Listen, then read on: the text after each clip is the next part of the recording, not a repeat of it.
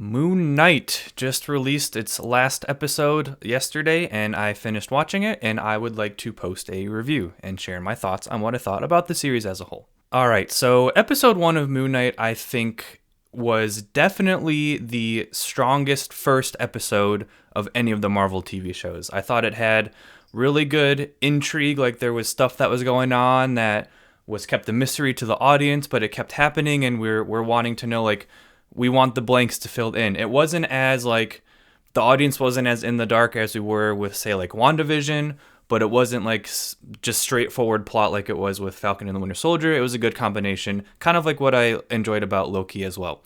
And then the episode ended with a pretty cool action sequence, and it was a perfect first episode, in my opinion. Episodes 2, 3, and 4, while I really enjoyed, I admittedly did not enjoy as much as the first episode. They were good, don't get me wrong. The execution was great. Everything about they were well-made episodes. I just didn't think they were as good as the first one. And then we get to episode 5, and holy cow, let me tell you about episode 5. Episode 5 of Moon Knight, I think, has been far and away the single best episode of any Disney Plus Marvel show that has come out so far. And it's not even close. And I'm going to go even so far as to say that's one of the best episodes of TV I've watched just in a long time in general. The episode was so well acted, especially by Oscar Isaac, who I saw a lot of YouTube comments saying he should be nominated for an Emmy Award based on his performances in that episode alone.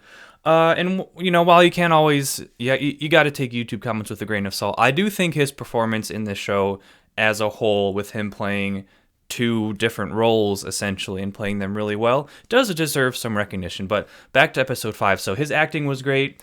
The topic that episode 5 attempts to tackle is a pretty hefty one, and not one that Marvel properties tend to kind of approach, but I thought they did it really, really well. I thought it was well executed. In episode 5, I was like, all right, the first episode was awesome. The next 3 have been good, but not great. I'm like super back into the show again and ready for the finale.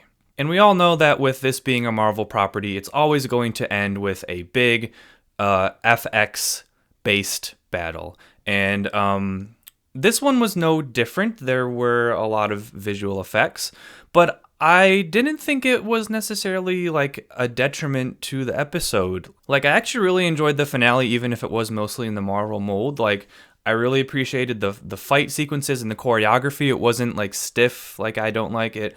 It flowed. There were some really cool sequences, and this might be a slight spoiler of Oscar Isaac kind of going back and forth between the two characters as he's fighting. I thought that was really cool.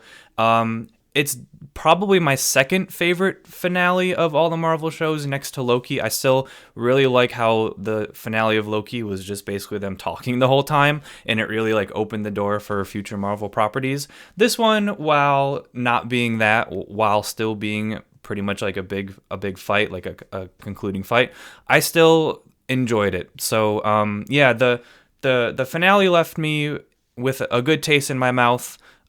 Because of that, but of also one other thing that happened. All right, so the episode itself ends with somewhat of an ambiguous ending. This show as a whole has been very introspective and has been getting the audience to ask questions about like what's real, what's in your mind.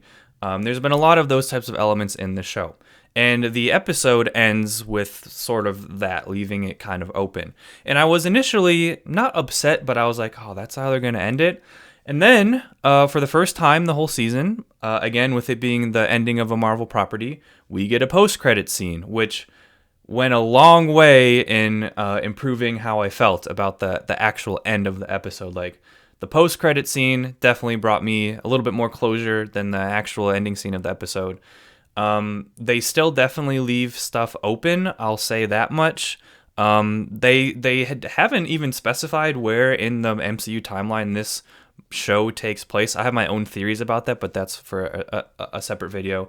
I really enjoyed how this episode, or this show, was like really self-contained. There were almost no references to any other MCU properties, which I think helped the show a lot.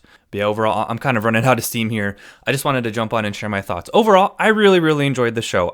It's been my favorite Disney Plus Marvel show so far. I will go so far as to say that. I think it slightly beats out Loki, even though I like the ending of Loki a little bit better. I think overall this show just did it more for me. I really hope that they find ways to incorporate Moon Knight more into the MCU. Like I said, as of right now, they really haven't referenced anything in Moon Knight from other MCU properties. I don't believe Oscar Isaac has currently signed on to be in any more movies, but they've definitely done a good job of keeping it contained and keeping it open so that they can work it into other properties pretty much literally wherever they want to. All right, so those are my thoughts on Moon Knight. Again, I feel like this was a little bit more jumbled than it usually is. I just wanted to hop on and record my thoughts. If you've seen it, let me know what you think in the comments down below, and I'll see you all next time.